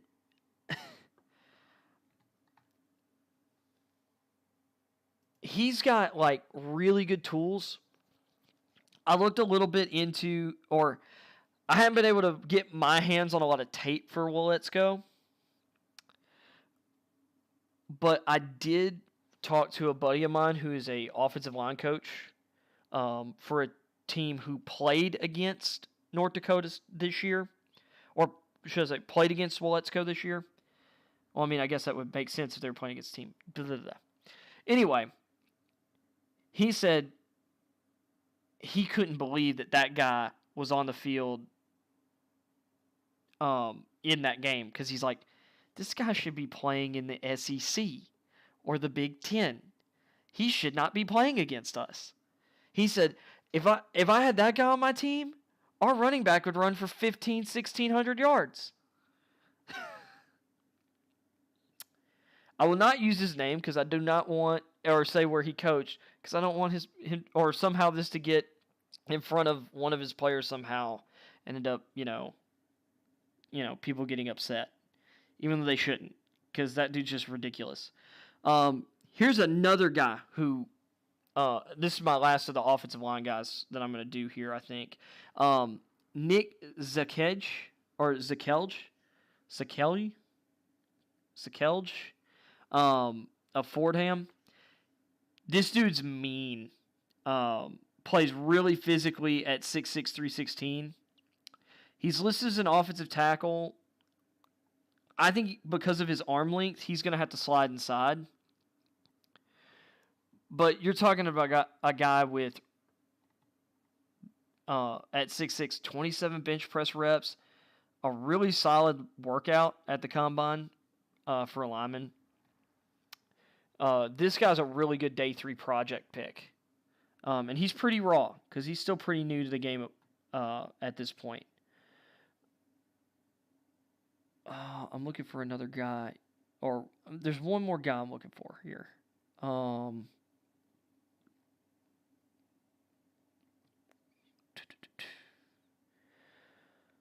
I will say Luke Fortner of Kentucky has been rising throughout the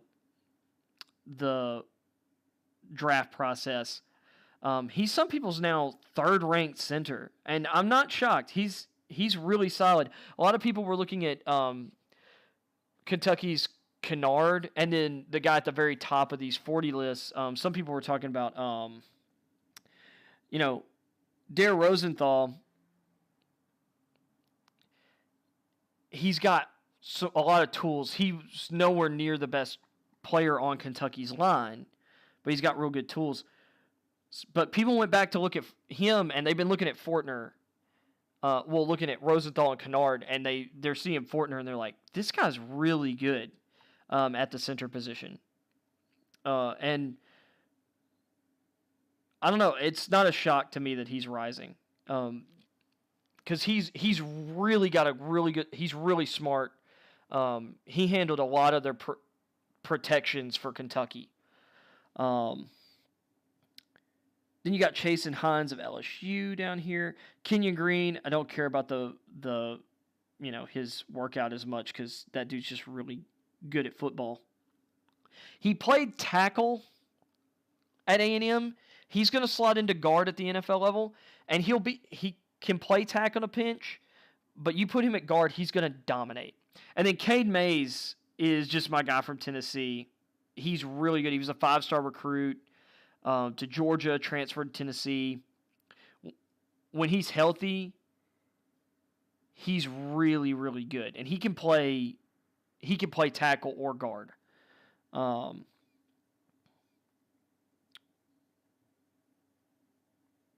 see. Of course, there's Kennard out of Kentucky, which they've got him listed as a guard. A lot of people think he's going to slide into guard. He's a big old dude.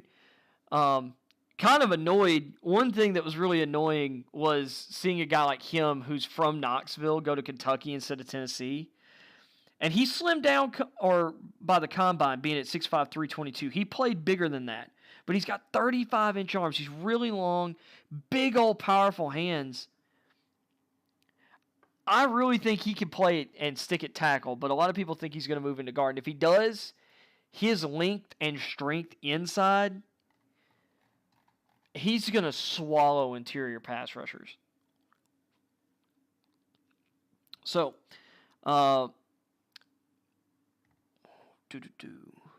moving to kind of like edge-type players.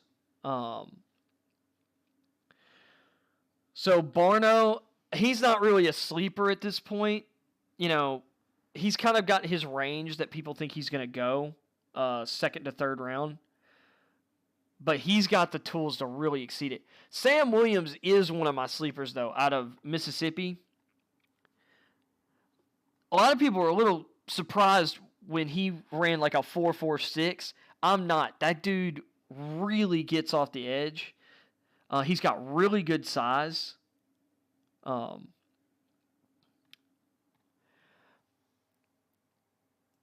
he was just really good at Mississippi. And he showed out the Shrine Bowl and then got an invite to the Senior Bowl because of it. And he looked good at the Senior Bowl too. Got Nick Bonito, which Bonito, I'll say this about Bonito. Marcus Whitman had like maybe the greatest comp I've ever heard for a player of all time. An actual ball of lightning. Man has no plan other than I am just going to run or get off the line as fast as possible. And it worked more often than maybe it should. But he's going to take a lot of work, I think, at the next level. But he's worth it. Let's see. I'm looking for...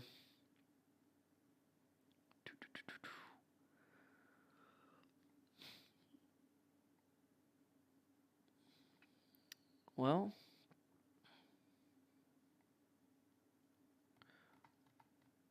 I wonder if he's listed with the linebackers. I bet he's listed with the linebackers.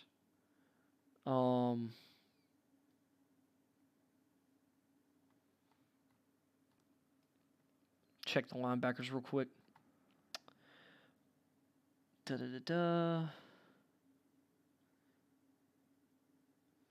Maybe he didn't run the 40?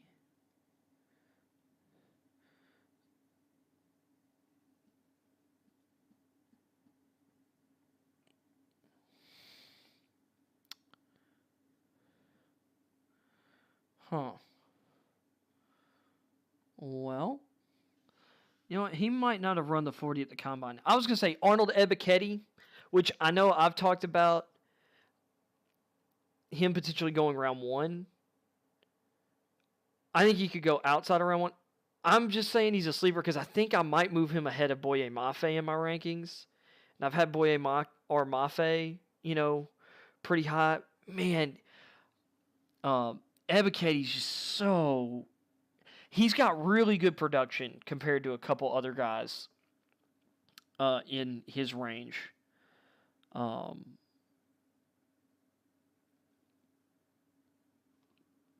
So I'm thinking about moving him up my rankings.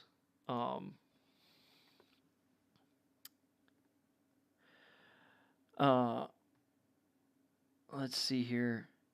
And if we're talking like guys who probably end up going like day 3, I think Kingsley Ingbarri is falling, and that 40 doesn't really help him. He's really good on the field. He's really strong. And I think if he falls to day 3, I think he's going to be he has a chance to just be a really good like rotational edge guy with upside to be more. And here's a guy that really shocked me with his workout. Trey Williams at Arkansas looks more explosive to this on tape than me. Like, I would have expected him to run sub 5 seconds. I would have expected those jumps to be more impressive. 6'4", 253. Good arm, or really good arm length. Great hands. I mean, there were times where, like, Arkansas against A&M was just rushing 3. And, like, he's getting double teamed. And he's just ghosting the double team every time. Trey Williams is going to go day 3. And I just feel like someone's going to get a really good rotational rusher on the super, super cheap. Wouldn't shock me at all. Because, I mean, he is. I really like Trey Williams, and I don't care about that bad workout. His tape's better. Moving to, like, interior D-line, which Zach Carter was on the defensive ends right there. I think he's not really an edge guy. He's more of an interior player, and I think he's going to be really good against the run. He was pretty good against the run in college. But we're talking, here's the first guy, Thomas Booker. There are a lot of people hyping him up, and I wouldn't be shocked if he continues to rise throughout the draft process. Sub 5 second 40 with really good size. This dude is a genius. Not just football genius, but just literal genius. Intellect guy. But he does have amazing, football knowledge. He had an awesome 20-yard shuttle. A 7.333 cone at 301 pounds is really nice. I'm a huge fan of Thomas Booker. So is the Bootleg Football guys. And once again, I would check out the Bootleg Football Clips channel to hear their interview with him. But I think Booker has first-round talent. I'm going to just go out there. This Booker has top 50 talent. And I'm probably liable to vault him into my top 50 players. And I don't care what anyone says. He's not going to go that high. But whoever drafts him, I think, is probably getting one of the steals of the draft. At least for me. And then you've got Matthew Butler, who's kind of in the same range as Booker. From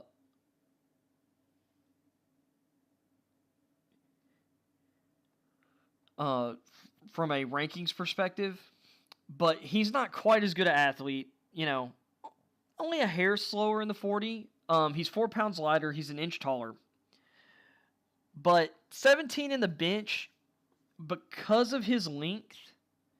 That might hurt his bench press a little bit because 33.5-inch arms at 6'4" is pretty nice length, but the longer your arms are, bench press a little bit tougher because you're having to leverage that weight further than someone whose arms are a little shorter and more compact. But 32-inch vert at that size is pretty stinking nice. He's not quite as agile as Booker, but this guy gets north-south in a hurry, and he's got a great first step, and he's got angry hands. And you see that face right there? That, on the field, this guy just, that face kind of looks like someone who's staring at you I will destroy you. And just kind of casually say, dude, I'm going to destroy you. That's Matthew Butler on a football field. And he got to play in a more penetrating role this year, his last year at Tennessee, and he was very productive. And then further down, I love some of these big SEC defensive tackles on day 3. Jaden Peavy, A&M's defense didn't work without Peavy in the game. He is a huge reason their run defense was so good this year. John Ridgway of Arkansas, another great 2-down defensive tackle prospect. This guy's going to improve your run defense on the cheap. Neil Farrell of LSU and Noah Ellis of Idaho. And Ellis is probably out of these 4 guys, Ellis might be my favorite. He's not from the SEC, but played for his dad, who was defensive line coach at Idaho, who had a long, solid NFL career doing the same thing. Ellis is a big boy. Farrell's a big boy, too. Don't care about the 40 times. These guys are just going to occupy blockers.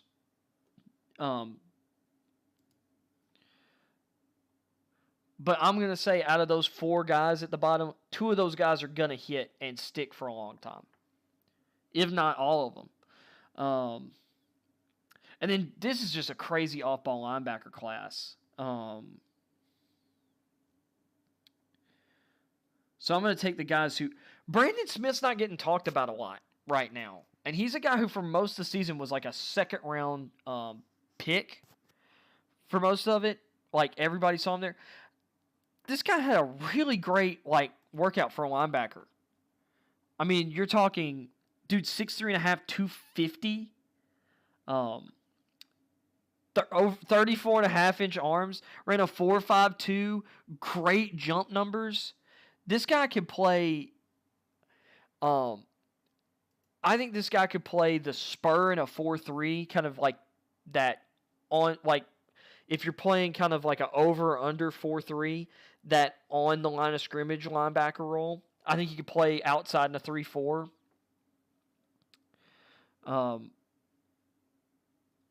Really versatile player. He's not getting talked about a lot. Leo Chanel is like Dante Hightower, except you put Dante Hightower on cocaine. Because he's faster and he's more explosive. Or maybe you could say the same thing. Like, he's like a bigger, stronger, faster Kyle Van Noy. That's probably a better one for Chanel. Really, really like Chanel. DeMarco Jackson out of Appalachian State. This is a day 3 guy. This guy has, 4.55. He's got sideline to sideline speed. He's a really solid tackler.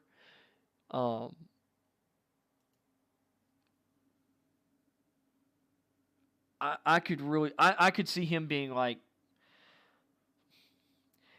Jack. He kind of reminds me of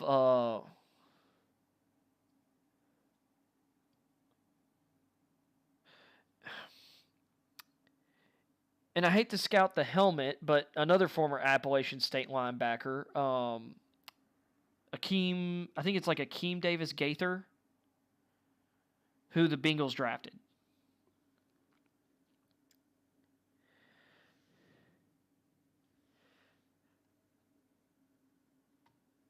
And then even further down the board, you've got guys like Chance Campbell out of Mississippi. This guy's probably going to go round 5 or later. He kind of reminds me of Josie Jewell out of Iowa, except more explosive athletically. Jewell was awesome linebacker. He's been really good for the Broncos. They just re-signed him to an extension. Jewell, I think, went in the 4th round. I could see Campbell having similar impact. And then where? Oh, I looked right past him. And then Zacoby McClain out of Auburn. He's a undersized linebacker, and the 4.69 40 at that size ain't great. He's got a good brain, though, and I don't know if he'll be a long-term, like, he's not going to turn into, like, I don't think he'll turn into a stud linebacker, but if you can get a solid, like, 4th linebacker who will be really good for you on special teams, and you can get him, outside the top 150 picks, that's really good value.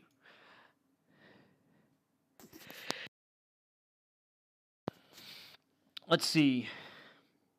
Going to move quick here through the DBs. So corner's pretty easy. Barnes is really fast, but he's, a day 3 corner. I don't see him being, like, amazing. Zion McCollum out of Sam Houston State.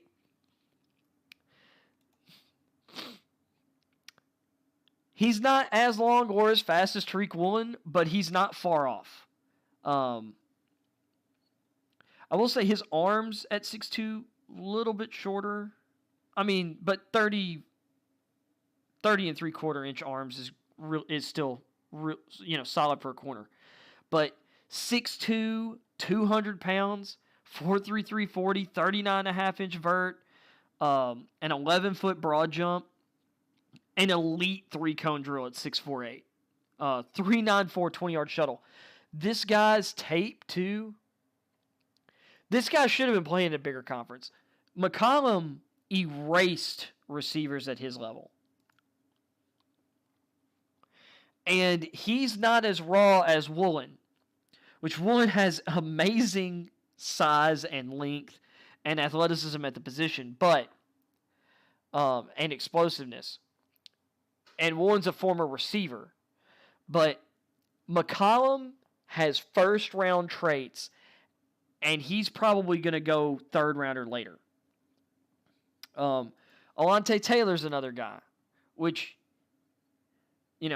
really great length,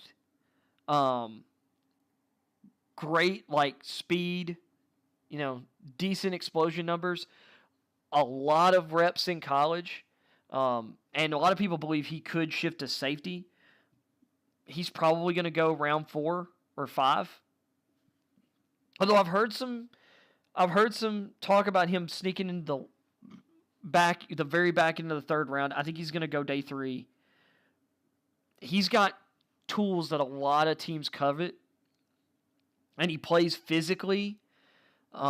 He'll be great for a press.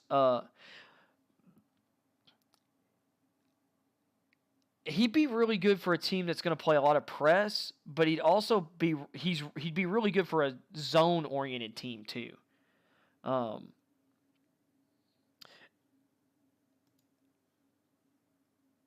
then you've got Kobe Durant. Now, he's a smaller corner. A lot of people see him as a slot guy. I think he could play some outside. This guy stepped up against Clemson. I talked about this when I was doing some of the combine recap stuff, but Durant had 2 interceptions against Clemson. The guy stepped up the biggest stage, and he was the best player. I'd argue that Kobe Durant in the game between South Carolina State and Clemson was the best player on the field that game.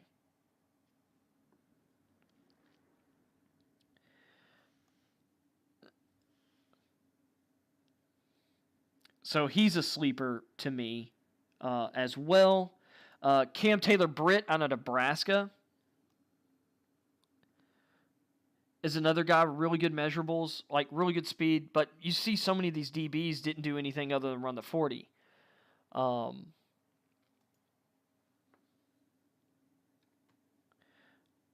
see, there's one other guy that I wanted to hit on.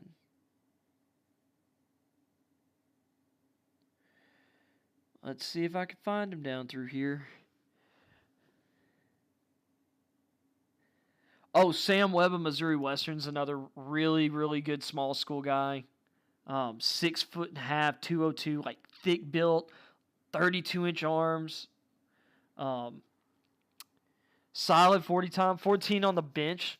Not bad. This guy's a physical press corner. Once again, I love press corners. I love physical corners. Those are my favorites. I think, and Roger McCreary, didn't have some crazy combine workout. Didn't have the arm length, sub 29-inch arms. Only ran the 40, and it was a 4.5. The guy's got really good tape. And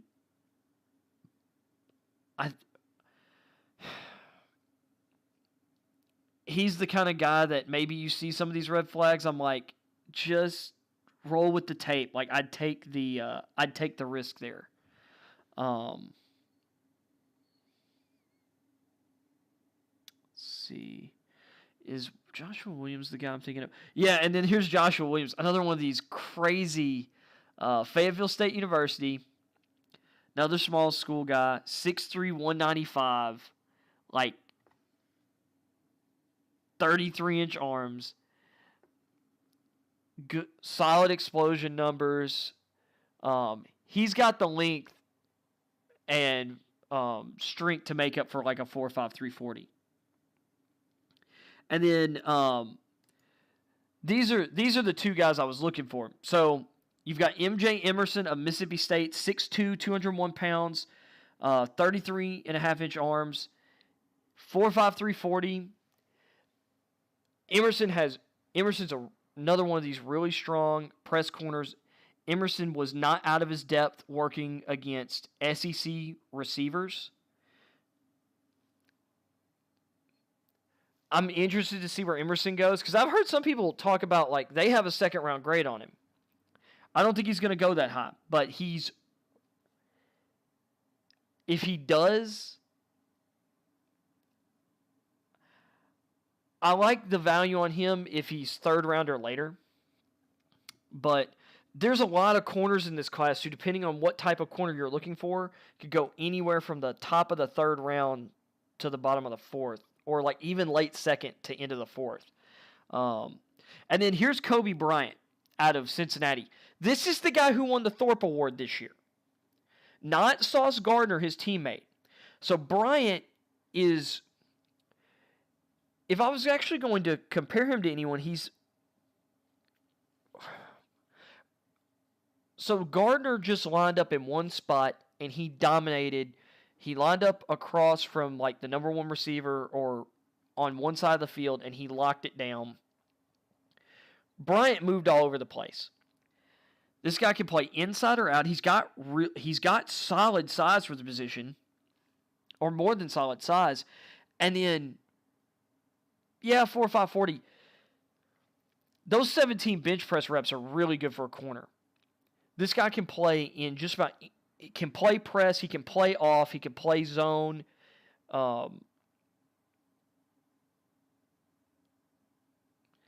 This guy had a bunch of interceptions this year. If you are a team that has a really good number one corner, and I would say like you're looking at like, say the Buffalo Bills with Tre'Davious White. You put Coby Bryant on the field next to him. He knows how to play and bait because he knows someone. It's just like at Cincinnati.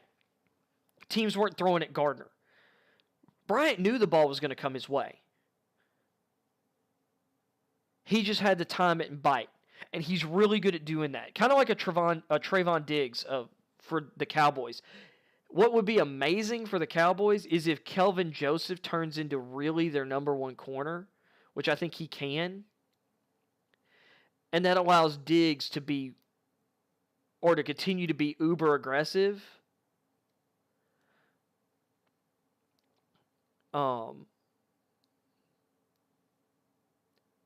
Because when you have a receiver like Gardner, you can have a safety. You don't have to cheat safeties over the top. So you can have deep help over the other side of the field. So a guy like Bryant doesn't have to worry about getting beat deep. He can play underneath a receiver. He can play the ball. He can play between. If Kelvin Joseph could develop into something like that for Dallas, Trevon Diggs becomes even more valuable. And I think Coby Bryant can be that. And he's going to go round 3 or later because of his athleticism.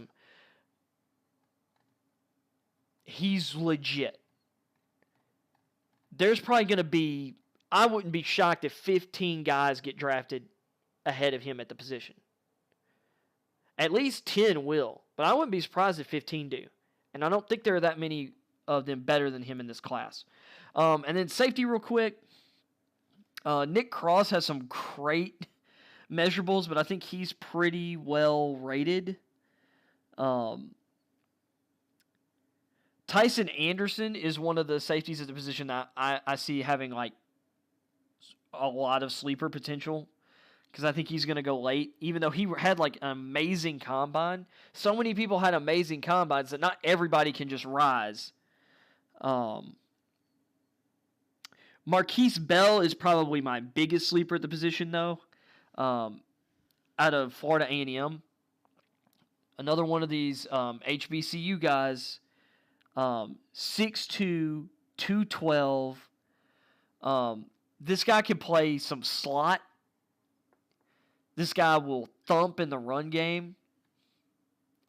And he's got really great range over the top. You can play this guy in a number of different roles. Like, he's going to be kind of a Swiss Army knife person.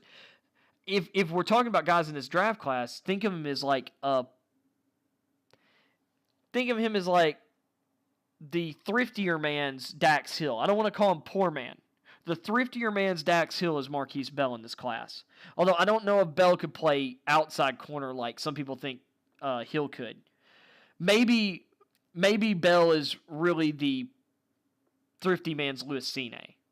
But either way, really like Bell.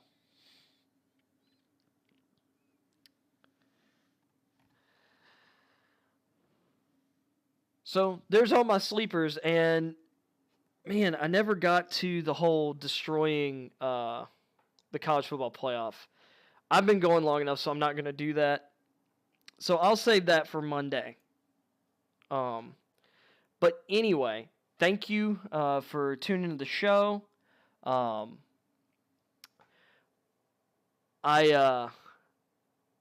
know that a couple people have actually been tuning in with some regularity after the fact, and I really appreciate y'all.